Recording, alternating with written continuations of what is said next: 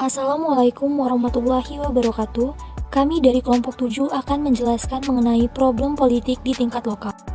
Sebelumnya, kami akan memperkenalkan anggota kelompok 7 yang beranggotakan Rezi Bionelta, Dia Nur Alpiah, Indah Nia Muslina, Agustin Prantika, Melisa Sapira, dan Sri Astuti. Beberapa problem politik di tingkat lokal.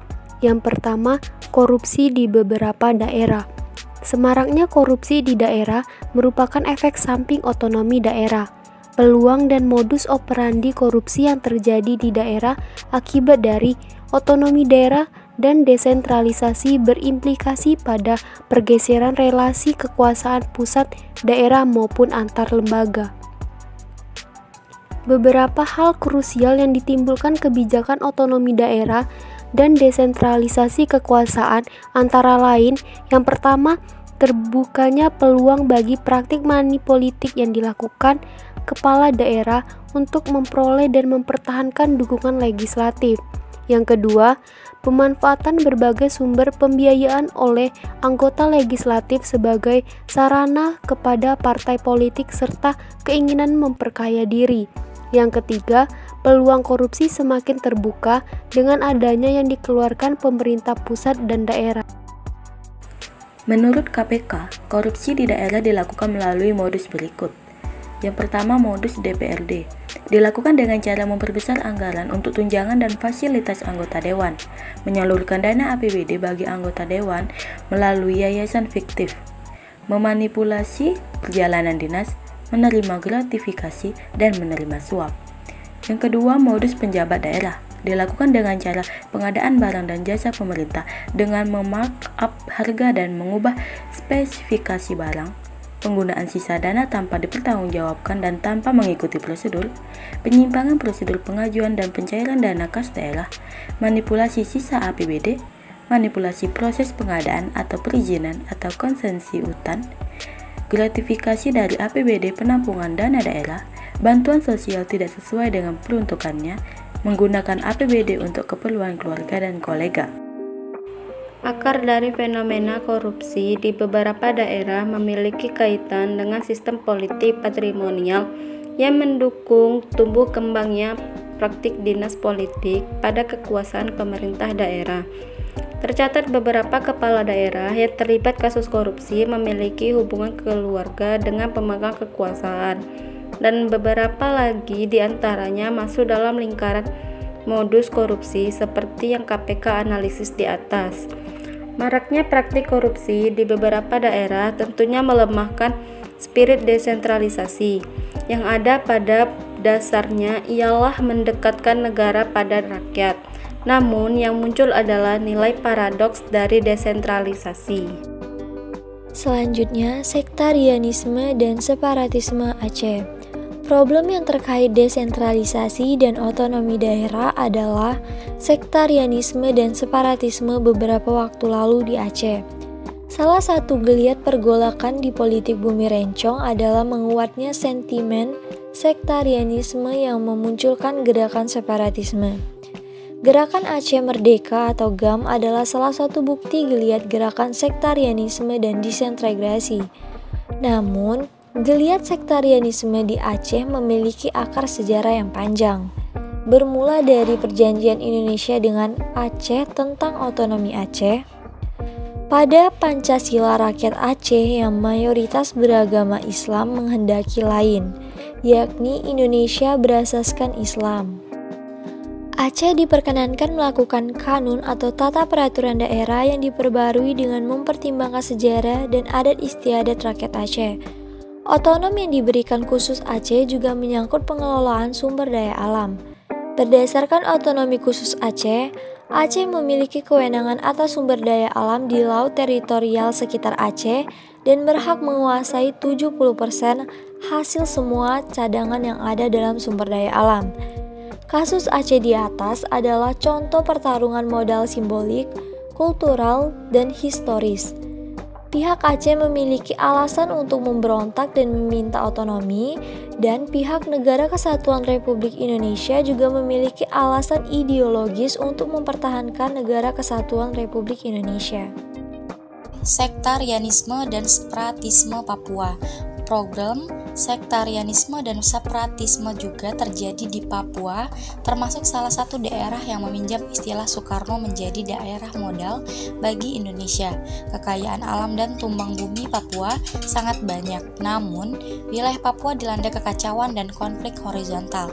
Salah satunya adalah sentimen separatis terhadap Negara Kesatuan Republik Indonesia. Persoalan pusat dan daerah menjadi pemicu gejolak di Papua. Berbagai program pembangunan pemerintah Indonesia mendapat penolakan rakyat Papua. Organisasi Papua Merdeka atau OPM dan Gerakan Pengacau Keamanan GPK berdiri. Yang selanjutnya adalah konflik agraria dan sumber daya alam Mesuji. Problem politik lokal lainnya adalah konflik agraria dan sumber daya alam atau SDA.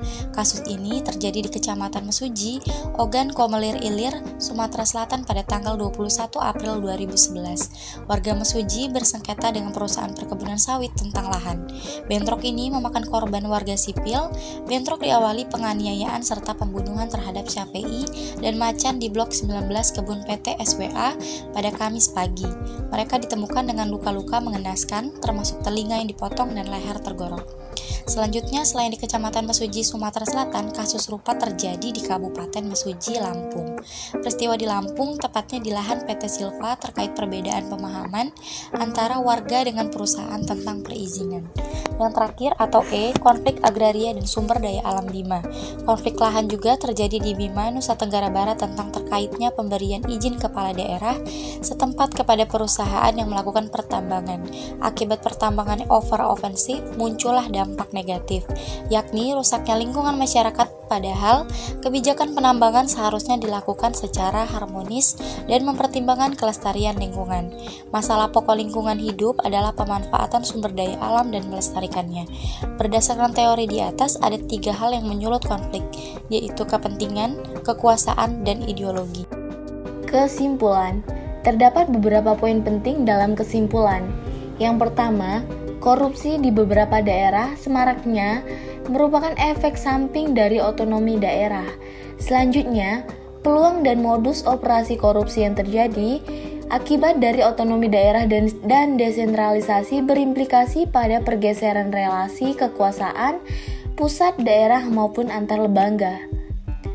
Beberapa hal krusial yang ditimbulkan kebijakan otonomi daerah dan desentralisasi kekuasaan antara lain terbukanya peluang bagi praktik money politik yang dilakukan kepada daerah untuk memperoleh dan mempertahankan dukungan legislatif.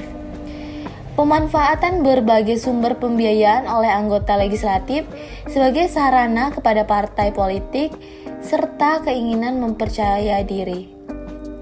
Peluang korupsi semakin terbuka dengan adanya yang dikeluarkan pemerintah pusat. Selanjutnya, terungkapnya kasus korupsi di atas adalah indikasi bahwa politik di daerah sama halnya dengan politik di pusat, yaitu sama-sama memiliki penyakit kronis berupa korupsi. Dalam konteks politik lokal, desentralisasi dan otonomi daerah justru turut menyebabkan kasus korupsi semakin meluas dan semakin tidak terkendali. Akar dari fenomena korupsi di beberapa daerah tersebut juga memiliki kaitannya dengan sistem politik patrimonial yang mendukung juga tumbuh kembangnya praktik dinas politik pada kekuasaan pemerintah daerah. Tercatatnya beberapa kepala daerah yang terlibat kasus korupsi memiliki hubungan keluarga dengan memegang kekuasaan dan beberapa lagi diantaranya masuk dalam lingkaran modus korupsi seperti yang KPK analisis di atas. Maraknya praktik korupsi di beberapa daerah tentunya melemahkan spirit desentralisasi yang pada dasarnya ialah untuk mendekatkan negara kepada rakyat, namun yang muncul adalah nilai-nilai paradoks. Problem yang terkait desentralisasi dan otonomi daerah adalah sektarisme dan separatisme beberapa waktu lalu di Aceh. Namun, geliat sektarisme di Aceh memiliki akar sejarah panjang, bermula dari perjanjian Indonesia dengan Aceh tentang otonomi daerah.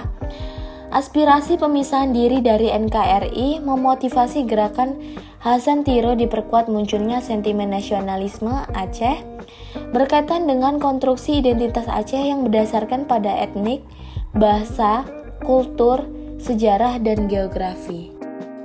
Sekian penjelasan dari kelompok 7 mengenai problem politik di tingkat lokal.